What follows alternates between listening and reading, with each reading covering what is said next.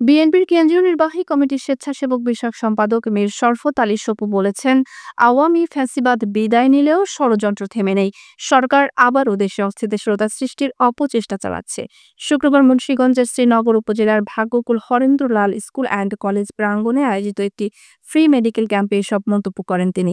মীর শরফত আলী সপুর দাবি, প্রধানমন্ত্রী শেখ হাসিনা দিল্লিতে বসে মন্ত্রী এমপিদের নিয়ে দেশে সংঘাত তৈরির পরিকল্পনা করছেন। তিনি বলেন, সেনাবাহিনীর মেজর সাদিককে হেফাজতে নেওয়ার ঘটনাও সেই ষড়যন্ত্রের অংশ। তার ভাষায়, আওয়ামী ফ্যাসিবাদ বিদায় নিলেও প্রশাসন ও রাষ্ট্রের বিভিন্ন স্তরে তাদের অনুসারীরা এখনো সক্রিয়। এই 5ই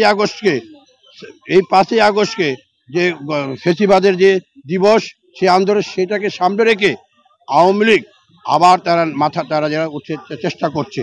আপনারা নিশ্চয়ই দেখেছেন, দিল্লিতে শেখ হাসিনা বসে তার মন্ত্রীদের সাথে মিটিং করে পরামর্শ করে যাতে বাংলাদেশের অরাজকতা সৃষ্টি করা যায়, বাংলাদেশে একটি সন্ত্রাস সৃষ্টি করা যায়, সেই লক্ষ্যে তারা কাজ চালিয়ে যাচ্ছে। আপনারা ইতিমধ্যে দেখেছেন, গতকাল সেনা সদর দপ্তর থেকে একটি প্রেস ব্রিফিংয়ের মাধ্যমে ওই যে মেজর সাদিক, তার নামে বলা হয়েছে। আমাদের প্রশ্ন এটাই, আজকে মেজর সাদিক 1 মাস যাবত তার কর্মস্থলে ছিল না, যে সেখানে তার কমান্ডিং অফিসার ছিল, অন্য নেতৃত্বে তারা তার কি জবাব দিয়েছিল না? সে এতদিন কোথায় ছিল? তো সেই জন্য আজকে ফ্যাসিবাদ চলে গিয়েছে।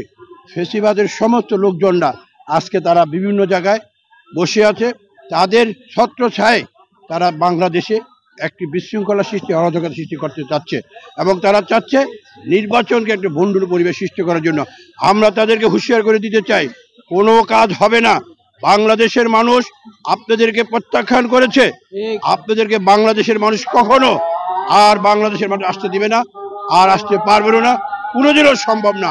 অন্ততপক্ষে বাংলাদেশের জাতীয় শক্তি যারা আছে, শেখ হাসিনার বাহিনী, আওয়ামী লীগ বাংলাদেশে প্রত্যাবর্তন করে, এটা কখনো সেটা মেনে নিবে না এবং হতে পারে না, পারবে না। তাই আজকে বর্তমান সরকারের যেসব নেতৃবৃন্দরা আছে, তাদের ইউনূস সরকারের কর্মকর্তারা, তাদের প্রতি আহ্বান, আপনারা আরো কঠিন হন। আপনাদের পাশে এই দেশের জনগণ আছে, বিএনপির নেতাকর্মীরা আছে, সবাই আপনাদের পাশে থাকে। এই ফ্যাসিবাদ যাতে করে বাংলাদেশে আর আবির্ভাব না হতে পারে, সেই জন্য আপনারা সর্বোচ্চ মহল থেকে আপনারা অভিযান চালিয়ে যান, তাদের গ্রেপ্তার করুন অবিলম্বে। এইসব এলাকায় যেসব আওয়ামী লীগের ফ্যাসিবাদরা যারা মাথা চারা দিয়ে উঠতে চায়, আমাদের কাছে ইনফরমেশন আছে, তারা আবার চাচ্ছে এইসব এলাকায় একটা অরাজকতা সৃষ্টি করার জন্য, নির্বাচনকে একটি প্রশ্নবিদ্ধ করার জন্য। আমরা সেটা কখন হতে দিব না। ইনশাআল্লাহ বাংলাদেশের মানুষ সজাগ আছে, বাংলাদেশের মানুষ সতর্ক আছে। শেখ হাসিনার কোনো লোক বাংলাদেশে অরাজকতা সেটা কখনো মেনে নিতে পারবে না। সবাই ভালো থাকুন। জুলাই আগস্ট বিপ্লবে শহীদদের স্মরণে আয়োজিত ফ্রি মেডিকেল ক্যাম্পে রোগীদের দেওয়া হয় চক্ষু চিকিৎসা, চশমা, ছানি অপারেশন এবং ওষুধ। চিকিৎসা ক্যাম্পে নেতৃত্ব দেন ঢাকা ন্যাশনাল মেডিকেল কলেজের অ্যানেস্থেসিয়া বিভাগের প্রধান অধ্যাপক ডক্টর মোশাররফ হোসেন ও আসগর আলী, হাসপাতালের কার্ডিয়াক অ্যানেস্থেসিওলজি প্রধান ডক্টর মোহাম্মদ জহুর ইসলাম।